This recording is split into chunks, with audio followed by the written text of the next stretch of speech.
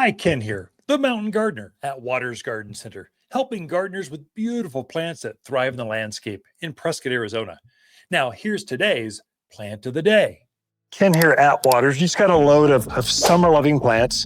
Came in, wanted to give you a quick tour, especially the tall grasses. This is Pampas grass, or Ivory Feather Pampas Grass. It's standing up, easily above hip high. And so Ivory Feather, this is the one that puts on that gigantic white plume. And are they starting to get plumes on them yet? Not quite, but they will. They need the heat.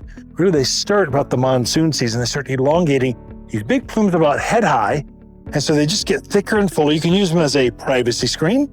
They really don't get animals eating them. They don't get aphids. They don't have issues. They just grow easily. So you put them on a drip system, treat them like a tree.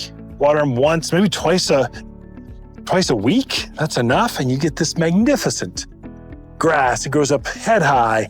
And now's the time. This is when they like to be planted, when it's warm out. Just as the monsoons, the increase in humidity, the cloud cover, Pampas grass. Plant them in your yard now.